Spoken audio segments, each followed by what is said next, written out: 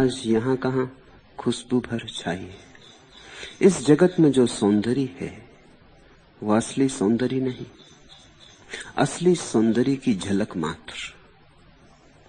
इस जगत में जो प्रेम है वो असली प्रेम नहीं, प्रेम का प्रतिबिंब मात्र।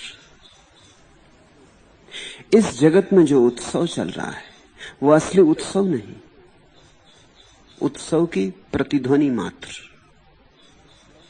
गंधराज यहां कहां खुशबू भर छाई, हवा की लहरियों के संग तैराई। वो जो राजा है गंधों का वो बहुत दूर है, लेकिन उस गंधराज की खुशबू हवाओं के साथ तैरती यहां तक भी आ गई। पदार्थ में भी परमात्मा का प्रतिबिंब पड़ रहा है, संसार में भी उसकी थोड़ी सी सुवास है।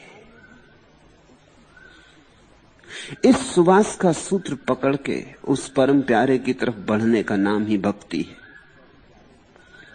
संसार में प्रेम का पाठ जिसने पढ़ा उसने संसार का उपयोग कर लिया।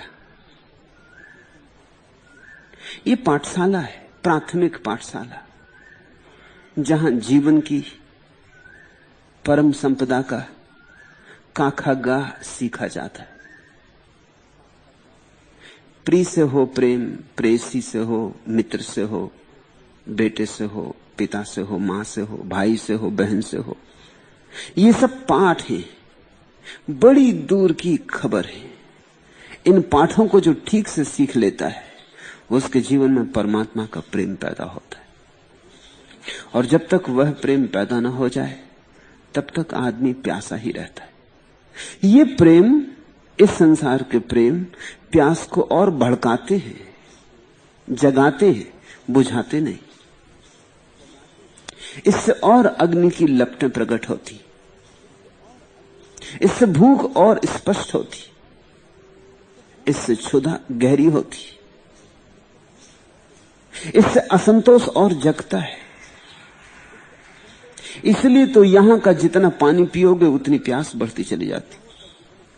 जीसस के जीवन में उल्लेख है, एक यात्रा पर आए हैं, एक गांव के बाहर रुके हैं, पानी भरती एक पनिहारन से पानी पिलाने को कहा है। पनिहारन ने जीसस को देखा, उसने कहा मैं नीच कुल की हूं, शायद आपको पता नहीं, मेरे हाथ का पानी आप पिएंगे? जीसस हंसे और जीसस ने कहा तू फिक्र मत कर, तू मुझे पानी पिला, तेरा पानी तो मेरी प्यास को थोड़ी बहुत देर को बुझाएगा। ये तो बहाना है तुझसे संबंध बनाने का।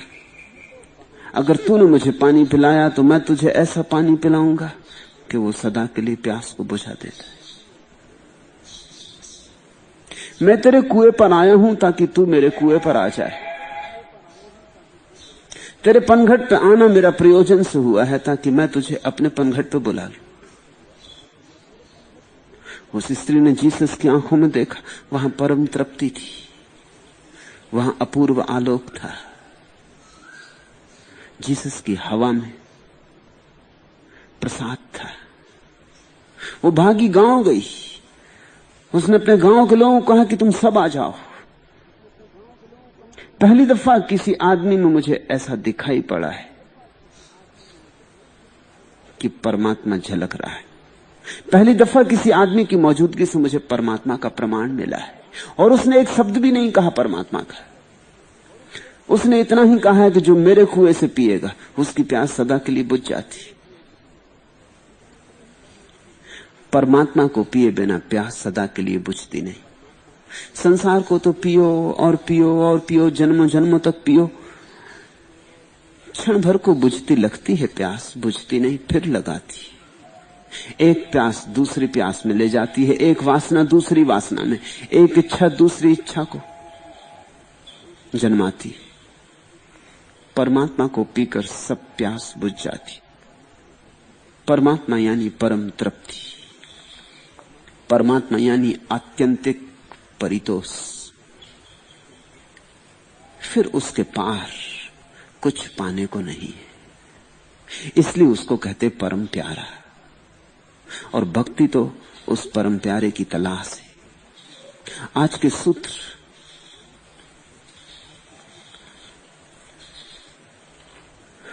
भक्ति की और गहराइयों में ले चलते हैं।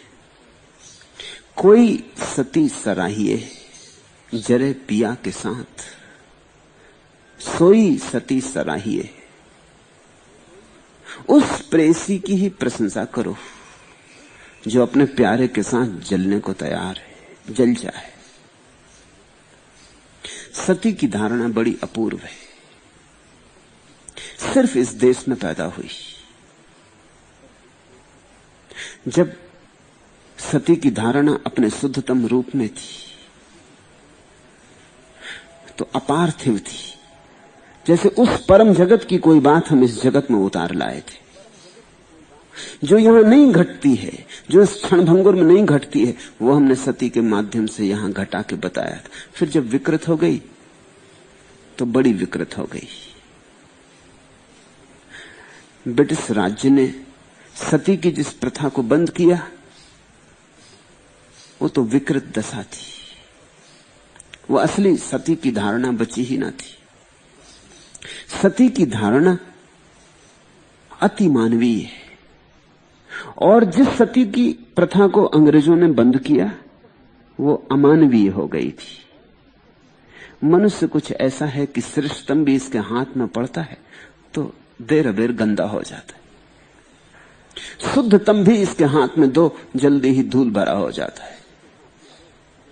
आदमी कुछ ऐसा है कि सोना भी छूता है तो मिट्टी हो जाती।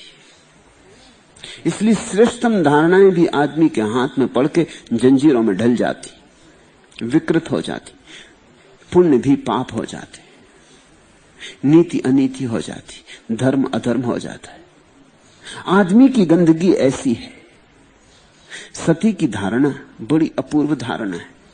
सती का अर्थ है एक को चाहा तो फिर उस चाहत को कहीं और न जाने दिया, फिर उस चाहत को एक में ही पूरा डुबा दिया। एक को चाहा तो अनेक को भुला दिया, और अगर अनेक भूल जाएं तो फिर एक में ही परमात्मा का दर्शन शुरू हो जाता है। क्योंकि एक यानी परमात्मा, इसे समझना। एक यानी परमात्मा, अनेक यानी संसार। जब तक तुम्हारा प्रेम अनेक पर भटकता है, एक से दूसरे, दूसरे से तीसरे, तीसरे से चौथे, जब तक तुम्हारा प्रेम ऐसा भटकता है, भिखारी है, भिकमंगा है, जब तक तुम्हारा प्रेम अकंप होकर एक जगह नहीं बैठ गया है, जब तक तुम्हारे प्रेम ने समाधि नहीं साध ली, किसी एक में ही डुबकी नहीं लगा ली, तब तक संसार। और अगर प्रेम एक में ही डुबकी लगा ले तो उसी एक से परमात्मा का द्वार खुल जाएगा। सांसारिक प्रेम में बड़ा छिपा है राज। काश तुम एक को पूरी तरह प्रेम कर पाओ तो सांसारिक प्रेम भी असंसारिक प्रेम में रूपांतरित हो जाता है। सांसारिक और असंसारिक प्रेम में फर्क ही क्या है? अनेक का प्रेम संसार, एक का प्रेम असंसार। तो अगर तुम संसार में भी एक को प्रेम कर पाओ और एक पर ही सब भांति निछावर हो जाओ, इस भांति निछावर हो जाओ कि उसी में तुम्हारा जीवन और उसी में तुम्हारी मृत्यु। अगर तुम्हारा प्यारा मर जाए तो तुम भी मर गए।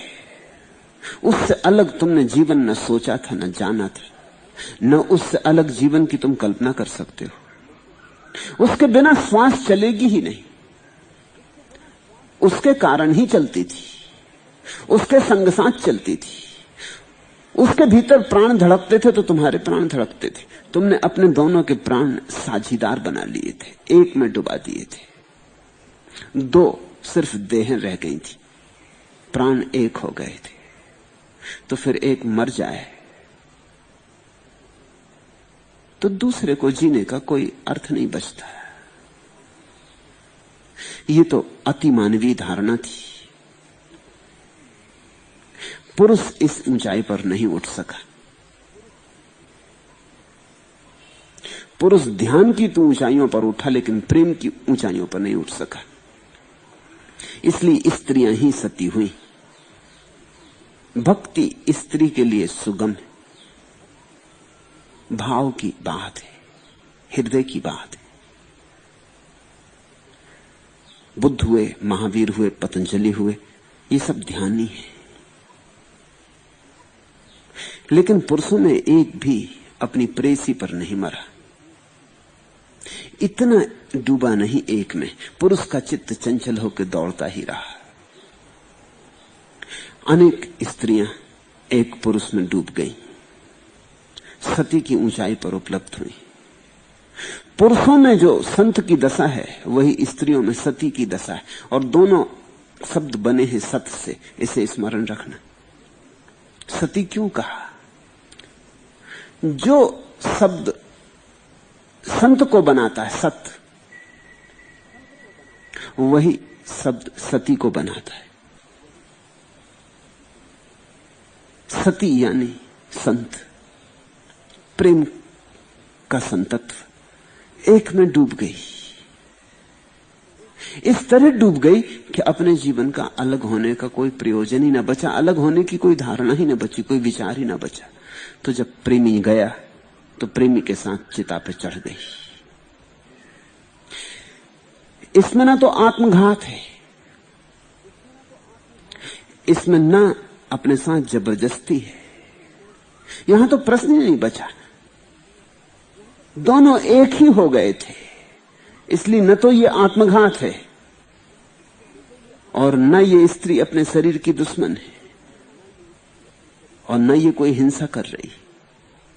ये तो प्रेम की परम प्रतिष्ठा हो रही। ये तो जब सती की धारणा आकाश छू रही थी तब की बात। फिर धीरे धीरे ये विकृत हुई, फिर पुरुष के अहंकार ने इसको विकृत किया, स्त्री के अहंकार ने इसको विकृत किया। फिर ऐसी स्त्रियां भी सती होने लगी जिनको पति से कुछ मतलब न था, लेकिन प्रतिष्ठा के लिए होने लगी। अगर सती न हो तो लोग समझते हैं पतिव्रता नहीं हो, मजबूरी से होने लगी, कर्तव्य भाव से होने लगी। जो प्रेम से घटती थी महान घटना, वो जब कर्तव्य हो गई तो फिर महान नहीं रही, क्षुद्र हो गई, साधारण हो गई, सोच विचार के मरने लगी। लोग क्या कहेंगे, लोग लाज से मरने लगी। और लोग भी ऐसे मूढ़ थे कि उन्होंने इसको नियम भी बना लिया, अगर कोई पति मरे उसकी पत्नी उसके साथ न मरे तो लोग कहने लगे अरे ये भ्रष्ट है, ये सती नहीं है। तो इतना अपमान और अनादर होने लगा कि उससे यही बेहतर था कि मर ही जाओ। इतना अनादर, इतना अपमान सहने से यही बेहतर था मर जाओ। लेकिन ये मर जाना दुखपूर्ण था, ये आत्मघात था। फिर हालत और भी बिगड़ी। फिर तो हालत यहां तक बिगड़ी कि जो स्त्रियां न मरे, क्योंकि कुछ स्त्रियां ऐसी भी थी, और स्वाभाविक, क्योंकि जीवेशना बड़ी प्रबल है, 1000 में कोई एकाध सती हो सकता है।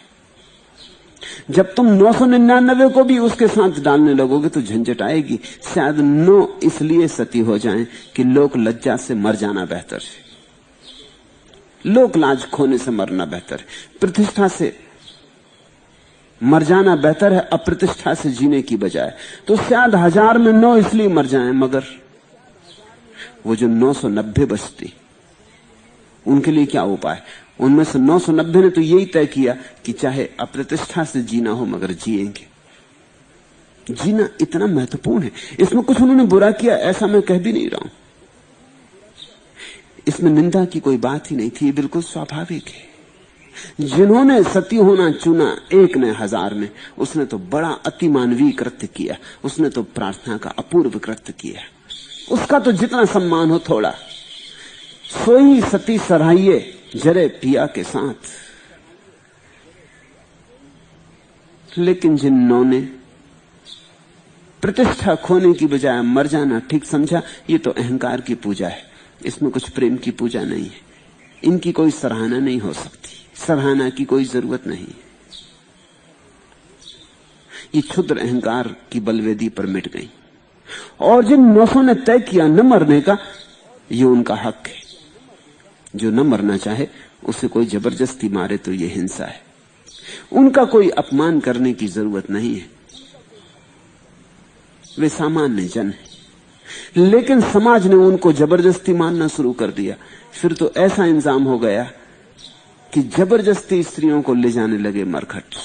घसीट के ले जाने लगे। स्त्रियां भाग रही हैं और उनको घसीट के ले जाया जा रहा है। स्त्रियों को जबरदस्ती चिता पे फेंका जा रहा है।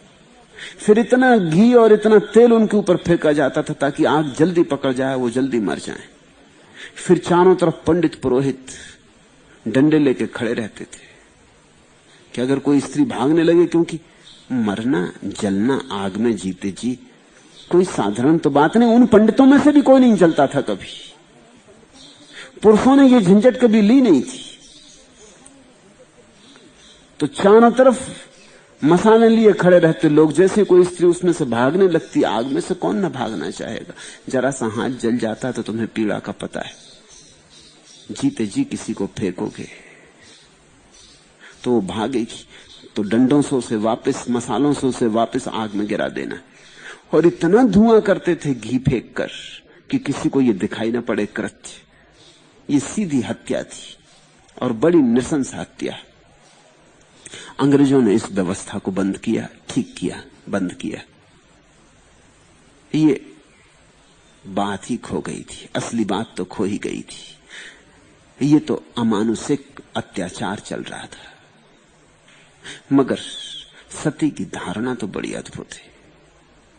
कभी 1000 में कोई एक। पलटू कहते हैं जैसे सती होती ऐसे ही भक्त भी होता है।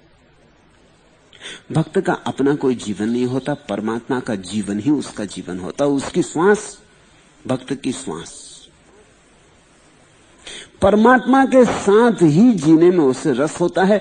परमात्मा से अलग होकर जीने में उसे रस नहीं होता। परमात्मा के साथ रह के नरक भी मिले तो भक्त राजी होगा, और परमात्मा के बिना बैकुंठ मिले तो